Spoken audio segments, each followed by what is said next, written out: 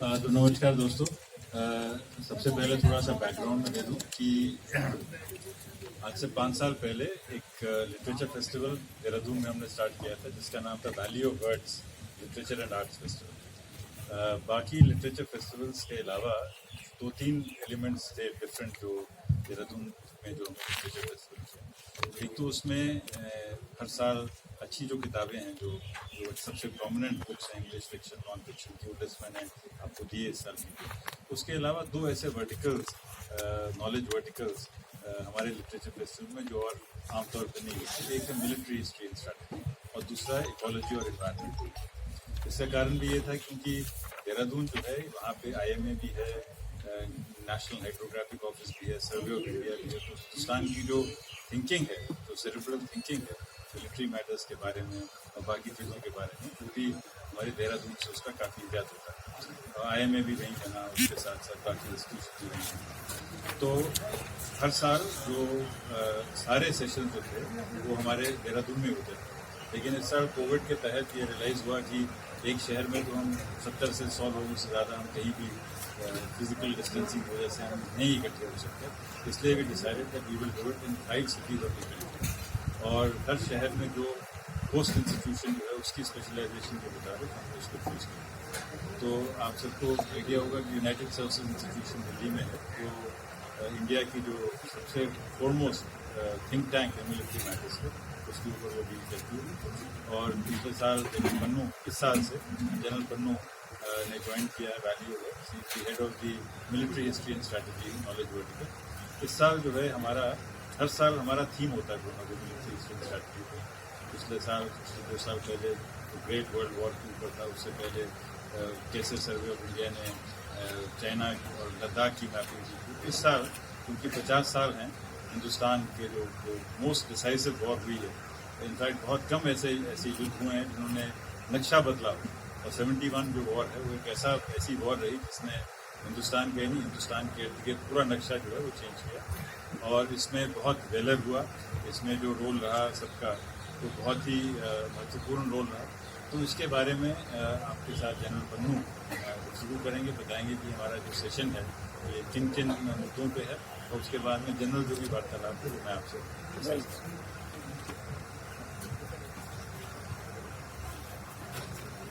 Thank you doctor Chopra. जो military history और strategy, जो मिलिट्री हिस्ट्री और स्ट्रेटजी डॉक्टर चोपड़ा ने बताया बहुत अहम है हमारे देश के लिए, क्योंकि तकरीबन 15,000 से ऊपर किलोमीटर हमारी सरहद है और तकरीबन 7,500 किलोमीटर हमारी कोस्ट लाइन है। और ये दोनों मिलके दुनिया में हिंदुस्तान की सरहद को इतना बड़ा बनाती है। और यहाँ जो साउथ एशिया का इलाका है, सब लोगों को पता है कि ग्रेट गेम एक बहुत मशहूर विश्व की स्ट्रेटजी रही है। तो हिंदुस्तान जो साउथ एशिया माना जाता है, ये हिंदुस्तान में एक सब कॉन्टिनेंट है। तो ये ग्रेट गेम जो है अफगानिस्तान, पाकिस्तान, रशिया, चाइना इस इलाके में हुई है। तो आज की तारीख में हर एक को पता है, क्योंकि मीडिया और सोशल मीडिया में हर एक आदमी को ज्ञान हो रहा है कि अफगानिस्तान में क्या हुआ, अमेरिका क्या कर रहा है, चाइना पाकिस्तान आपस में मिल चुके हैं और हिंदुस्तान की सरहद के ऊपर कैसे हमें चैलेंज कर रहे हैं। और चाइना खास करके कोविड के बाद तो ज़्यादा बेलिजरेंट हो गया, उसने अपनी सेना, नेवी और एयरफोर्स साउथ चाइना सी में भेज दिया। और जितनी विश्व की साथ वाली नेबरहुड ही नहीं, अमेरिका को और बाकी कई कंट्रीज को उसने चैलेंज किया है। तो बहुत गंभीर स्थिति है जो आज हिंदुस्तान साउथ एशिया का मेन सब कॉन्टिनेंट है। इसके बारे में सोच विचार करना, मिलिट्री हिस्ट्री पढ़ना बहुत ज़रूरी है, ताकि हम इतिहास को पढ़ के आगे की स्ट्रेटजी सोच सकें कि आगे स्ट्रेटजी कैसे बनानी है। तो जो हम USI, जो हमारा यूनाइटेड सर्विसेज इंस्टीट्यूट, एक तीनों सर्विसेज का एक थिंक टैंक है, सबसे पुराना थिंक टैंक है, वैली ऑफ वर्ड्स, जिसके बारे में चोपड़ा साहब ने आपको बताया, और USI मिलके इस साल 50 साल हो चुके हैं 1971 की लड़ाई हुई थी। और ये विश्व में एक ऐसी लड़ाई थी जो पूरी मिसाल थी दुनिया में मिलिट्री हिस्ट्री में कि ऐसी लड़ाई नहीं हुई कि एक हिंदुस्तान देश जो तकरीबन 25 साल पुराना था आज़ादी के बाद में, उसने इतनी बड़ी लड़ाई लड़ी। और सिर्फ यहाँ वेस्टर्न पाकिस्तान में नहीं, मेन लड़ाई हुई थी ईस्ट पाकिस्तान में। तो दो अलग अलग जगह जोग्राफिकल एरियाज में, ईस्ट और वेस्ट में, दो फ्रंट, चाहे देश एक ही था, उसके ऊपर लड़ाई लड़ी। तो उसके 50 साल में हुआ क्या, इसका इंजाम क्या हुआ, और क्या अगर ऐसा दोबारा होता है या ऐसी स्थिति दोबारा बन सकती है कि कुछ और नई स्थिति बनेगी।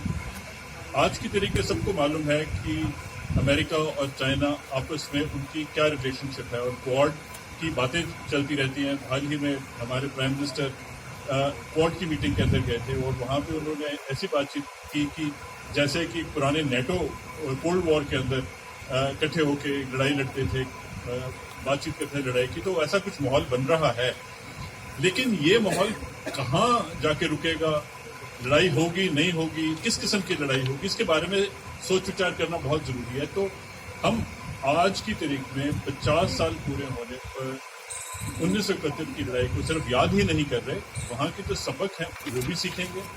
और आज की तारीख में हमारी सिक्योरिटी सिचुएशन क्या है, और हम ग्रेट गेम का हिस्सा हैं कि नहीं है, क्योंकि ग्रेट गेम तो अभी भी चल रही है। लेकिन दुनिया सोचती है कि ग्रेट गेम सिर्फ एक ऐतिहासिक एक्टिविटी थी, नहीं, वो आज भी ग्रेट गेम चल रही है, जिसके अंदर हम पूरी तरह से अभी शरीक हो चुके हैं। तो इसके बारे में हम बातचीत करेंगे और 2 दिन हम बैठेंगे यूएसआई के अंदर। हमने एक्सपर्ट्स बुलाए हैं जो नेशनल और इंटरनेशनल हैं, जो बाहर से हिंदुस्तान को देखते रहे हैं और देखते रहते हैं। हिंदुस्तान, पाकिस्तान, चाइना के बारे में सोच विचार करते हैं, थिंक टैंक्स में बैठे हैं, लोगों की रिसेप्शन के बारे में वो बहुत प्रभाव करते हैं, और ख़ास करके ऐसे थिंक टैंक को इन्फ्लुएंस करते हैं जो कि अमेरिका में और बाहर विश्व के थिंक टैंक हैं। तो ऐसे लोग भी हमारे यहाँ पे आके विचार रखेंगे। इंटरनेशनल पर्सनैलिटीज़ हैं, मीडिया पर्सनैलिटीज़ हैं, और ख़ास करके वॉर वेटरन्स जिन्होंने लड़ाइयाँ लड़ी हैं, और ऐसे ऑफिसर जिन्होंने डिप्लोमेटिक कोर पे जाके हाई टेबल्स के ऊपर मीटिंग्स की हैं, और इसमें भी वो शामिल हुए हैं कि बड़े समझौते किए हैं। तो हमारे पुराने एम्बेसडर्स हैं, वो भी आएंगे, बातचीत करेंगे। हमारे जनरल्स हैं जो अभी भी आज की तारीख में डिसीजन ले रहे हैं, CDS खुद आ रहे हैं यहाँ पे।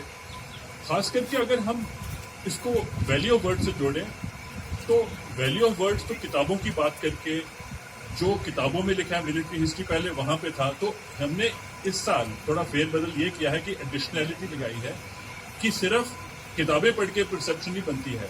लोग आजकल मीडिया, जो यूट्यूब है या कोई वॉर मूवीज हैं, इसके ऊपर भी बहुत चलते हैं, प्रभावित होते हैं। शायद किताबें पढ़ने का इतना टाइम नहीं है, वो यूट्यूब देख लेते हैं। तो जितनी भी फिल्म इंडस्ट्री है, खास करके जो वॉर मूवीज बनाती है, तो वो लोग जिन्होंने ऐसी पिक्चरें बनाई हैं वो भी आ रहे हैं। और बड़ी खुशी की बात है कि इस टाइम जो बॉलीवुड का योगदान है, उन्होंने कई लोगों को, यंगस्टर्स को प्रभावित किया है। खास करके बॉर्डर मूवी जो अब 1971 के ऊपर बनी थी, JP दत्ता साहब ने बनाई थी, तो इतने लोग प्रभावित हुए कि उन्होंने फौज ज्वाइन करके दोबारा कारगिल की लड़ाई के अंदर कुछ काफ़ी यंग ऑफिसर वो थे जो बॉर्डर से प्रेरित हुए थे, और उन्होंने 1999 में लड़ाई लड़ी। और आज की तारीख में भी काफ़ी यंग ऑफिसर्स हैं, अभी सीनियर भी हो चुके हैं, जो बॉलीवुड से मोटिवेट होके फौज के अंदर आज अपना योगदान दे रहे हैं। तो एक बहुत अच्छा माहौल है। ये जो हमारा इवेंट हो रहा है यूएसआई में, वहाँ पे JP दत्ता साहब भी आएंगे, और उनको हम ऐसे पहलू पे लेके जा रहे हैं जो श्रद्धांजलि अर्पित करते हैं हमारे सोल्जर्स को। तकरीबन 27,000 सोल्जर से ऊपर हम खो चुके हैं 1947 के बाद। हमारी लड़ाइयाँ लड़ रहे थे, और तकरीबन ये मोटा मोटा अगर देखें तो तकरीबन 28,000 की इनकी नफरी है जिन्होंने अपनी जान गंवा दी। तो उनके लिए इस गवर्नमेंट ने बड़ा अच्छा काम किया है कि नेशनल वॉर मेमोरियल बनाया, और वहाँ पे फूल माला अर्पित करते हैं जब भी कोई फंक्शन होता है, 15 अगस्त या 26 जनवरी, और कोई भी डिग्निटरी आता है या किसी रेजिमेंटरी या आर्मी का कोई हमारा नेशनल इवेंट होता है, तो वहाँ पे हमारे डिग्निटरी जाके श्रद्धांजलि अर्पित करते हैं हमारे मार्टियर्स को। तो वो एक मुहिम चलाई है जनरल कार्डोजो साहब, जो खुद लड़ाई में थे 1971 में। उन्होंने अपनी खुखरी निकाल के अपनी टांग काट ली, क्योंकि उनकी टांग इतनी बुरी तरह घायल हो चुकी थी कि वो चल नहीं थे सकते। उन्होंने अपनी खुखरी उतारी, अपने स्कैबर्ड से निकाली और अपनी टांग काट ली। जनरल कार्डोजो साहब खुद इस इवेंट में आ रहे हैं बातचीत करने के लिए, और उन्होंने एक फूल जो हमारा मैरीगोल्ड है, उन्होंने बोला कि हमारे जो भारतीय सैनिक है, भारतीय योद्धा है, अगर उसको आपने फूल अर्पित करना है तो भारतीय मैरीगोल्ड से उनको आप ऑनर कीजिए। तो एक मैरीगोल्ड की जो मुहिम है उन्होंने चलाई है, तो वो ही मैरीगोल्ड लेके इस इवेंट के अंदर हमारी कल्बिनेशन होगी। और जेपी दत्ता साहब इसके एम्बेसडर बनने के लिए वो बहुत खुश हैं, वो खुद आ रहे हैं, तो उनको भी हम ऑनर देंगे ताकि वो इस मुहिम के साथ जुड़ जाए कि मैरीगोल्ड से हम जो अपने योद्धाओं को श्रद्धांजलि देते हैं हमारे इंडियन फ्लावर्स के साथ भी। सो अगर आपका कोई सवाल है या डॉक्टर चोपड़ा साहब कुछ कहना चाहते हैं, आई विल रिक्वेस्ट यू से। धन्यवाद। मैं कुछ जो सेशन है हमारे, जो हमारे सेशंस हैं इसके अंदर, वो उसकी भी कॉपी आप सबको मैं भेज रहा हूँ, लेकिन परसों आएंगे, परसों शाम। ट्राइब्स इंडिया ऐसा है कि जो हमारे स्पॉन्सर्स हैं उनमें ट्राइब्स इंडिया, नेफेड, PFC, जितने हमारे जो स्पॉन्सर्स हैं जो हमको स्पॉन्सर करते हैं, क्योंकि this is only one aspect. इसके बाद में बाकी शहरों में हमारा दलित लिटरेचर, ट्राइब लिटरेचर, बाकी चीज़ें भी हैं। जैसे जो हमारा पहला फंक्शन जो है वो दिल्ली में है, वो मिलिट्री हिस्ट्री स्ट्रैटेजी पे। उसके बाद बड़ौदा में हिंदी साहित्य पे, उसके बाद में कलकत्ता में इंग्लिश साहित्य पे, वो मैंने इसमें दिया हुआ। उसके बाद में हैदराबाद में जो भाषाएं, भारतीय भाषाओं का अंग्रेजी में अनुवाद है, प्लस जो यंग राइटिंग्स हैं एडल्ट, मतलब यंग एडल्ट्स के लिए 11 से 16 साल की उम्र तक, उनके लिए। तो हर जगह में जहाँ जहाँ ट्राइब्स इंडिया और रॉ होते हैं वहाँ पे हम अपना एग्जीबिशन भी करते हैं, सब कुछ करते हैं इनके साथ मिलकर। तो हमारे जो स्पॉन्सर हैं, इसलिए आज जो प्रेस क्लब में करना कर सकते थे या यहाँ कर सकते थे, तो हमने सोचा कि ट्राइब्स इंडिया का जो ये एरिया है इसमें हम कर देते हैं। तो हमारे 5 शहरों में हमारे जो नॉलेज वर्टिकल्स हैं, ये 5 शहरों में होंगे, जिसमें हम हर साल जो सबसे अच्छी जो 40 किताबें पिछले साल में जो पब्लिश होती हैं, उन्हीं में से हम उन्हीं किताबों को हम डिस्कस करते हैं। तो जो कल का जो हमारा अगले 2 दिन में जो हमारे सेशंस हैं, इसके अंदर एक तो ज्योग्राफी का क्या रोल है इतिहास में, उसके ऊपर चर्चा हो रही है। ये मैं आपको अभी प्रिंट आउट मैं दे रहा हूँ आपको, जो हमारा सेशन शेड्यूल है उसका प्रिंट आउट अभी दे रहा हूँ। पाकिस्तान ने क्या सोचा हमारे बारे में, चाइना हमारे बारे में क्या सोच रहा है, BSF का क्या रोल रहा, मुक्ति योद्धाओं का, मुक्ति बाहिनी का क्या रोल रहा। और हमारे पास बांग्लादेश से कर्नल सज्जाद आ रहे हैं, जो एक बहुत यूनिक पर्सनालिटी है। उनको भारत में पद्मश्री से सम्मानित किया गया है, और बांग्लादेश का जो हाईएस्ट सिविलियन अवार्ड है उनसे भी उनको सम्मानित किया गया। तो क्योंकि 1971 वॉर में मुक्ति बाहिनी का, मुक्ति योद्धाओं का, BSF का बहुत सिग्निफिकेंट रोल रहा, तो उनकी भी कंट्रीब्यूशन को हम ले रहे हैं। 2 किताबें जो पाकिस्तान के साथ हमारा युद्ध हुआ, चाइना के साथ जो युद्ध हुआ, उसके बारे में बात हो रही है। तो जो पूरा जो आइडिया है कि 2 दिन तक इंटेंसिवली 1971 वॉर में क्यों हुआ, कैसे हुआ और आगे क्या होगा, मतलब आगे, क्योंकि जंग तो जारी है हमेशा, ये जो देशों के बीच में जो वर्चस्व की लड़ाई है वो तो चलती रहती है। तो इन बातों पे हमारी चर्चा होगी, और ये जो ये शेड्यूल है वो अभी आपको मैं प्रिंट आउट उसका भी दे रहा हूँ। मैं आपको बताना चाहता हूँ, कर्नल सज्जाद जो बांग्लादेश से आ रहे हैं, उनका नाम है लेफ्टिनेंट कर्नल काजी सज्जाद अली जाहिर वीर प्रौतिक। और वीर प्रौतिक लिखा है, प्रतीक होगा, लेकिन ये बंगाली में शायद उसको इस हिसाब से प्रोनाउंस करते हैं। और वहाँ बांग्लादेश में उनको स्वाधीनता पदक मिला, और हिंदुस्तान में उनको पद्मश्री का तकमा मिला है, अवार्ड मिला है। सोचने की बात यह है कि इनकी अहमियत वेस्टर्न पाकिस्तान के एक कमीशन ऑफिसर से शुरू होती है, और ये 14 पैरा रेजिमेंट पाकिस्तान आर्मी में थे, और इनको पाकिस्तान आर्मी के पूरी खुफिया प्लान्स पता थे, क्योंकि जैसे स्पेशल फोर्सेस को पता होते हैं, इनको सारे खुफिया प्लान पता थे। लेकिन जब बांग्लादेश में एक ऐसी स्थिति पैदा हो गई उस टाइम पे ईस्ट पाकिस्तान में, कि बंगालियों को उन्होंने अपना हक नहीं दिया, तो जितने भी बंगाली ऑफिसर थे पाकिस्तान आर्मी में, उनके साथ भी उन्होंने जुल्म किए। तो कर्नल सजाद उस टाइम पे भाग के वहां से हिंदुस्तान में आके और यहाँ पे इंडियन आर्मी के साथ भी उन्होंने काम किया, और फिर बांग्लादेश में जाके इन्होंने बहुत काम किया। इनको पाकिस्तान आर्मी में आज भी पाकिस्तान के डेथ सेंटेंस में, और वो डेथ सेंटेंस उन्होंने वापस नहीं लिया है, क्योंकि आज भी अगर पकड़े गए तो उनको उधर डेथ सेंटेंस एग्जीक्यूट कर देंगे। और पाकिस्तान आर्मी का सारा ब्यौरा देते हैं वो कि उनकी अंदरूनी कहानी क्या है, पाकिस्तान उनकी फौज कैसे बनी और उनकी फौज क्यों हमेशा राज करती है। तो ये हमें बहुत गहरी बातचीत करेंगे पाकिस्तान आर्मी के बारे में।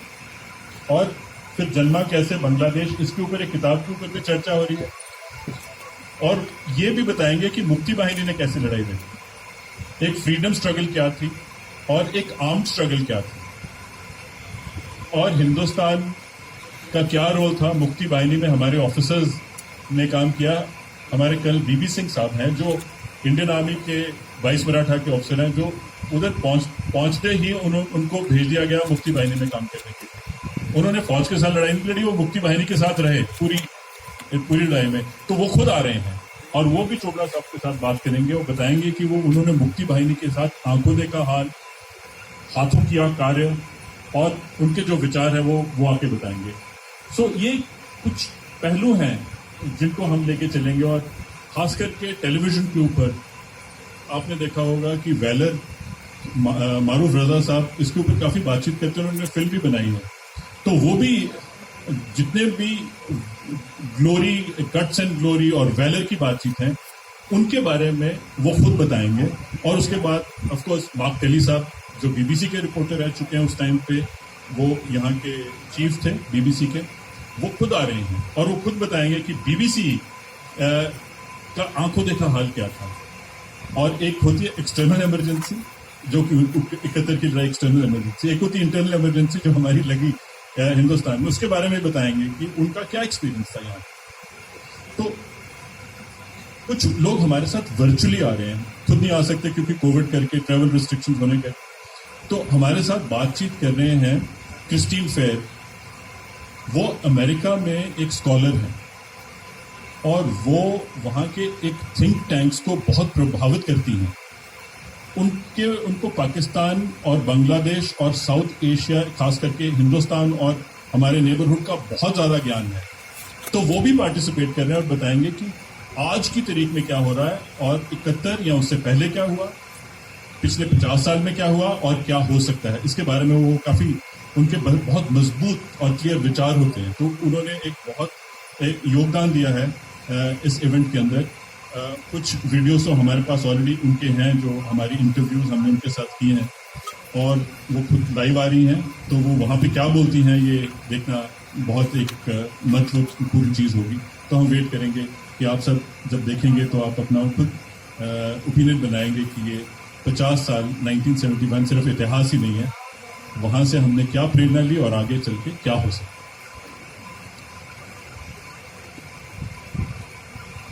सबसे ये भी गुजारिश है कि अगर हो सके तो कल यहाँ बरसों के बीच में जब भी आपको मौका लगे तो आप राव तुलाराम मार्ग USI जो बिल्कुल एयरपोर्ट के रास्ते में, तो आप अगर आएंगे तशरीफ रखेंगे तो अच्छा लगेगा और आप और डिटेल में जान सकेंगे क्या क्या हो रहा है।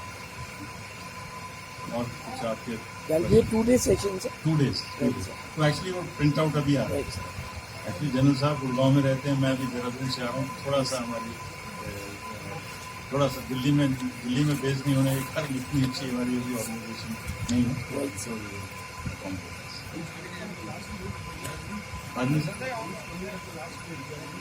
लास्ट डेट देहरादून में हमारे पांच सेशंस हो रहे हैं। एक तो हमारा सेशन होता है वहाँ पे वॉ पॉपुलर, जिसमें MPs और ex-MPs की डिबेट होती है। तो वो भी वर्चुअल है इस साथ, क्योंकि वो इस साल वर्चुअली होगी। इसके अलावा हमारा ऑल इंडिया कॉलेज डिबेट और ऑल इंडिया स्कूल डिबेट वहाँ होगा। बच्चों के लिए जो लिटरेचर लिखा गया है उसके सेशन वहाँ होंगे, और भाषाओं से, भारतीय भाषाओं से हिंदी में जो अनुवाद हुआ है उसके ऊपर जो सेशन है वो वहाँ पे होंगे देहरादून। तो ये मैंने आपको लिस्ट इसमें दे रखी है। इसमें आपको पता लगेगा कि हमारे हर सेशन में मतलब मिलिट्री इसकी स्ट्रैटेजी को छोड़ के बाकी शहरों में जो हमारे सेशन होंगे वो इन्हीं किताबों के ऊपर चर्चा होगी जो इसके ऊपर जिसके हमने किया। मज़ेदार बात ये है कि इस बार हमारे जो ऑथर्स हैं इनमें से जो ऑथर सेलेक्ट हुए हैं उनमें से करीब 30-35% ऐसे हैं जो देश से बाहर हैं, कोरोना की वजह से या वैसे भी। तो बहुत सारी चीज़ें डिजिटल हो रही हैं, मतलब जैसे कल भी जो हमारा पूरा प्रसारण है ये 11 बजे से 10 बजे से ये पूरे का पूरा यूट्यूब पे आ जाएगा, क्योंकि वहाँ पे भी सिर्फ 150 लोग ही आ सकते हैं यूएसआई ऑडिटोरियम में भी, क्योंकि फिजिकल डिस्टेंसिंग का एक नॉर्म है। तो इसलिए सारे का सारा जो सेशन है ये डिजिटल इसको बोलते हैं, फिजिकल प्लस डिजिटल। तो जो भी सेशंस रिकॉर्ड होंगे वो 1 घंटे के अंदर उनको अपलोड कर दिया जाएगा ताकि लार्जर ऑडियंस को भी हम इसको पहुँचाया जा सके। कुछ ऐसी बातें होंगी जैसे कल अपने जनरल कार्डोजो साहब आ रहे हैं जिन्होंने खुपरी से अपना खुद का उनको टांग काटनी पड़ी। उन्होंने अपनी किताब में लिखा है कि अटग्राम की लड़ाई लास्ट खुखरी की लड़ाई थी। इसका मतलब गुरखों ने अपनी खुखरी का इस्तेमाल किया, साइलेंट अटैक में गोली नहीं चलाई और खुखरी से पाकिस्तानियों के गले काट दिया, और इतिहास में वो लास्ट खुखरी अटैक था। और उसके बाद पूरी की पूरी पलटन को हेलीकॉप्टर में लोड करके सिलेट में गिरा दिया गया। वो फर्स्ट हेलीबोन ऑपरेशन था, तो उसको बोलते हैं last Khukri attack, first heliborne operation. उसके बारे में बात करते हैं। शिव कुणाल वर्मा अपनी किताब लेके आ रहे हैं 1965 के बारे में। पाकिस्तान ने एक आज की तारीख में भी अनफिनिश्ड एजेंडा बोलते हैं। 1965 की लड़ाई उन्होंने की कि कश्मीर को हड़प लिया जाए, क्योंकि 47-48 में उनका ऑपरेशन फेल हो चुका था, और 1962 में हिंदुस्तान लड़ाई में शिकस्त ले चुका था। तो उन्होंने सोचा कि अभी हिंदुस्तान के घुटने लगे हुए, इनको अटैक कर दीजिए 1965 में। तो पाकिस्तान ने फिर अटैक कर दिया।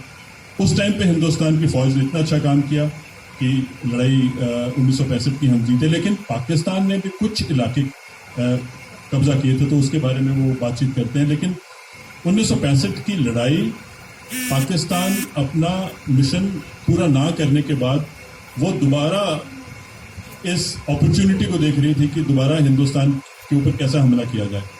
लेकिन पाकिस्तान हमेशा हमला करता रहा है, लेकिन 1971 में ईस्ट पाकिस्तान में उन्होंने जो किया वो हिंदुस्तान उसको जज़ब नहीं कर पाया, क्योंकि बहुत जो रिफ्यूजी आ चुके थे मिलियंस के हिसाब से हिंदुस्तान में, और उनकी जो एट्रॉसिटीज़ थी ऐसी थी कि कोई भी एक आदमी जो मदद करने वाला हो तो हिंदुस्तानी देख नहीं पाया, तो उनकी मदद के लिए गया, तो पाकिस्तान ने फिर हिंदुस्तान के ऊपर अटैक कर दिया। 3 दिसंबर को हिंदुस्तान ने पाकिस्तान के ऊपर वेस्टर्न फ्रंट पे अटैक नहीं किया, ये 3 दिसंबर में पाकिस्तान ने अटैक किया। शाम को तकरीबन 5:30 बजे उन्होंने हमारी 11 एयरफील्ड्स के ऊपर एयर रेड कर दिया, जहां से बड़ी जंग छिड़ गई और वेस्टर्न सेक्टर भी खुल गया। लेकिन उससे पहले एक ऐसा ऑपरेशन हुआ, क्योंकि जब मैं 1962 की बात करता हूं, फिर 65 की बात करता हूं, एक ऑपरेशन ऐसा हुआ है कि जिसके बारे में ज्यादा बातचीत नहीं होती है। वो है 1967 में इंडो चाइना वॉर, एक लिमिटेड वॉर थी, जो चुंबी कॉरिडोर जहां पे हम अभी हाल ही में डोकलाम की बात करते हैं, वहां नथुला सेक्टर में हिंदुस्तान आर्मी ने चाइना की आर्मी को रोका और इतनी मार मारी, तो उसके बाद चाइना की हिम्मत नहीं थी दोबारा हिंदुस्तान के ऊपर अटैक करने की। हालांकि प्रेसिडेंट निक्सन और उनके सब जितने भी सलाहकार थे वो बोल रहे थे चाइना को जाके कि अगर हिंदुस्तान पाकिस्तान के ऊपर अटैक करता है तो चाइना को उन्होंने बहुत उकसाया कि हिंदुस्तान के ऊपर आप उसी टाइम पे अटैक कर देना। लेकिन हमारे चीफ थे, उनको इस बात की समझ थी, वो बोलते मैं अटैक करूंगा तो मैं विंटर्स में करूंगा, ताकि वहाँ पे बर्फीले पहाड़ों के बीच में चाइना ना आ सके। लेकिन सिर्फ ये खराब मौसम की बात नहीं थी, ये इसका इतिहास है 1967 में। तो उसकी किताब में क्या लिखा है, प्रबल दास गुप्ता ने किताब लिखी है, तो उसकी किताब भी शुरू में लॉन्च हो रही है, ताकि जब हम 1971 की बात करें तो 1965 और 1967 की जो किताब है, ये इसके बारे में बैकग्राउंड बड़ी अच्छी बनेगी, इसके बारे में भी हम काफ़ी चर्चा करेंगे। So I have a question. you've mentioned about the youngest guy, 5-year-old, who's the author, and you mentioned 90-year-old author. So who are they? Can we have their names? उनका नाम तो था हेलवी, गुलजार हेलवी, Right, sir. 91 ईयर, तो 5 साल वाले तो उनका नाम मैं आपको अभी Right, so please share it, sir. वो मेरे वेबसाइट पे address. And another thing was, you've chosen Border and two other movies. So Border was made by an ex-army man, I believe. Border, the movie. J.P. Datta Sahab was serving in the army for. JP Dutta साहब की background ये है कि उनके भाई air force में थे Right. और वो लड़ाई में मारे गए और उनको काफी मोटिवेशन थी कि जो मैं पिक्चर बनाऊंगा वो लड़ाई के ऊपर बनाऊंगा. तो पिक्चरें तो काफी बनी है, लेकिन 1967 के ऊपर जो बॉर्डर पिक्चर मिली है उसने पूरे देश के अंदर ऐसा तहलका मचा दिया, रोंगटे खड़े कर दिए यंगस्टर्स. तो ड्राइंग रूम में उन्होंने पता करा कि फौज क्या काम करती है. अमूमन क्या होता है कि मैं 40 साल फौज में रह चुका हूँ, जब हम लड़ाई लड़ते हैं ना कैमरा होता है, ना कुछ सुनने वाला ना देखने वाला, खास करके लड़ाई भी रात को होती है और एक मोर्चा क्या काम कर रहा है दूसरे मोर्चे को भी पता नहीं होता. लेकिन इसकी कहानियां जब बाद में सुनाई जाती हैं तो किसी को समझ लगती हुआ क्या. लेकिन जब जेपी दत्ता साहब ने इसको बड़े पर्दे पे लाए तो दुनिया को समझ आई कि लड़ाई का क्या मायने है और देशभक्ति और जान गंवानी, इसके अंदर एक जुनून होता है और वो पागलपन जो है उसके ऊपर दत्ता साहब ने पिक्चर बनाई है ताकि दुनिया को पता लगे कि अगर देश की सेवा करनी है ये एक साधारण काम नहीं है, बड़ा असाधारण काम है. तो इस करके बॉर्डर पिक्चर जो है, क्योंकि उसने प्रभाव किया है. मीडिया का काम क्या है? मीडिया का काम है प्रभाव करना, परसेप्शन बनाना. सबसे ज्यादा परसेप्शन उस टाइम पे बनी, तकरीबन 20-25 साल जब ये पिक्चर बनी. तो लड़ाई तो 50 साल पहले हुई, लेकिन परसेप्शन तो 25 साल पहले बननी शुरू हुई हमारे देशभक्ति और हमारी फौज के बारे में लोगों पर. तो उसके बाद उन्होंने एलओसी पिक्चर भी बनाई, उसके बाद उन्होंने 1967 की लड़ाई में पलटन भी बनाई और हमेशा वो एक कॉम्बैट जैकेट पहन के घूमते रहते हैं. उनको ऐसा जुनून है कि वो सोचते हैं कि मैं और मेरे को जब भी वो मिले हैं दत्ता साहब एलसी पे मिले हैं या एलओसी पे मिले हैं, हम लोग अपनी शूटिंग करते थे, वो अपनी शूटिंग करते थे. तो दो आपने अपनी शूटिंग करते थे. So recently there was this movie Bhuj. So that talks about the 71 airfield attack, which again they concentrate to a portion of that, India. So we don't know. Means I wanted to know because when 71 war took place, so we were in Bombay, and I was born, sir, and we used to play that General Aurora. One of our friends, Sardarji, would become General Aurora. I would become another guy. So, and we used to have the blackouts in school and then at home, all that. So this Bhuj, is it kind of going to something like other movies जो है sir आपने बोली है? Actually मैंने भुज picture देखी नहीं है. Right, और इसके बारे में मैंने सुना, तो I will not be able to really comment on कि उसमें क्या हुआ है. लेकिन मैं क्योंकि भुज में आप सर्विस कर चुका हूँ. Yes, sir. इनफैक्ट सबसे पहले जब दत्ता साहब से मेरी मुलाकात हुई तो भुज में हुई थी. उस टाइम पे वो रिफ्यूजी बनाने आए थे Right. और शूटिंग साइट्स जो है मैंने उनको तकरीबन बताई थी कहाँ कहाँ उनको अच्छी शूटिंग साइट्स मिलेंगी.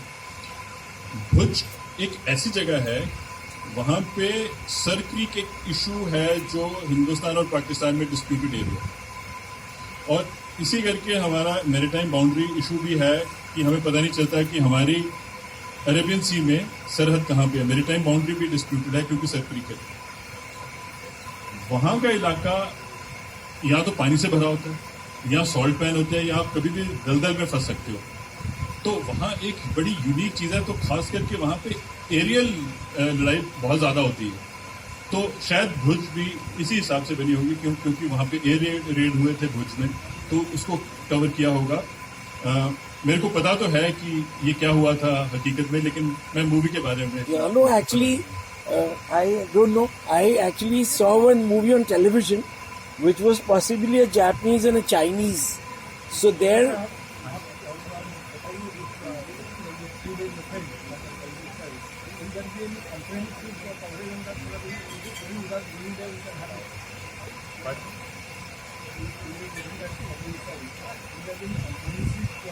पूरे का पूरा जो इवेंट है ये 10 बजे से YouTube पे आना चाहिए और 10 बजे से पूरे का पूरा YouTube में लाइव हो जाएगा.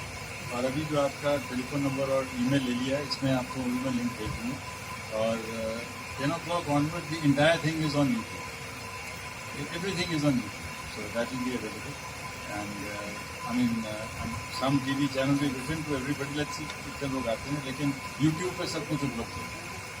और इसी साल के नहीं, पिछले साल के भी जितने हमारे यूट्यूब जितने भी सेशन हो चुके हैं, पिछले साल मिलिट्री से, पिछले साल डोगराज के ऊपर सेशन था, पिछले साल जनरल पन्नू की डिस्कशन की राजीव मल्होत्रा के साथ कि आगे की जो लड़ाइयाँ हैं वो कैसे होंगी, आर्टिफिशियल इंटेलिजेंस और लड़ाई का क्या रोल रहेगा, बच्चों में कैसे इसका जुनून हो सकता है। तो ये हर साल कुछ ना कुछ सेशन होते हैं, सब के सब हमारे यूट्यूब चैनल पे उपलब्ध हैं। आजकल ये एक बड़ा एडवांटेज हो गया है कि आप जो भी करें वो आर्काइव अपने आप हो जाता है। लाइव ब्रॉडकास्ट करने में थोड़ी टेक्निकल डिफिकल्टीज थी, लेकिन आज 1 घंटे के बाद पूरे का पूरा चीज़ जो है वो सब उस पर मिल रहा है। And so the jury, you've mentioned the name of the jury. The jury is going to go at all these 5 places. No, the jury is not coming to any of the 5 places. Right. Jury is to let you know कि how these books are selected. Okay. हमारा जो main जो वाव PHC वाव book award जो park finance corporation वो finance करती है, they give the money for the awards, क्योंकि इट्स अ वॉलंटरी ऑर्गेनाइजेशन, तो we are based totally on public funds. It's an open access festival, कोई चार्ज नहीं है किसी के आने के लिए। इनफैक्ट जो आता है उसको चाय और खाना भी मिलता है on the house, that's another matter. तो ये जो जूरी इसलिए बताया कि ये किताबें कैसे सिलेक्ट होती हैं, तो क्या होता है कि हमारे पास हर साल करीब 600-700 किताबें आती हैं। उन 600-700 किताबों की शॉर्टलिस्ट करने के बाद, 15-20 किताबें शॉर्टलिस्ट करने के बाद, ये जो डिस्टिंग्विश लोग हैं इनको ये किताबें दी जाती हैं। इनमें से फिर ये 5 किताबें शॉर्टलिस्ट करते हैं और इसके बाद में नवंबर में ये बताएंगे कि कौन इन किताबों में से कौन विनर है। जो विनर है उसको 1 लाख रुपए का पुरस्कार। So that award will be given on the last? That will be given in Dehradun. Then there That will be given in Dehradun. Mostly, most probably, Paul साहब की रिक्वेस्ट करेंगे जो पहले हमारे Yes. गवर्नर थे उत्तराखंड, Right. तो वो काफ़ी पढ़ने लिखने में इंटरेस्टेड हैं। तो हमारी जूरी भी वही होती है जिनको किताबों में शौक हो, जिनको पढ़ने लिखने में शौक हो, उन्हीं को हम इसमें लेके आते हैं। मतलब जो किताबें भी सिलेक्ट होती हैं उसमें वाव की मैनेजमेंट का कोई दखल नहीं है, बिकॉज जो जूरी जिसको सिलेक्ट करे वी आर नॉट श्योर कि जूरी किसको सिलेक्ट करे। बहुत बहुत धन्यवाद। चाय सर्व है और आइए एक कप चाय।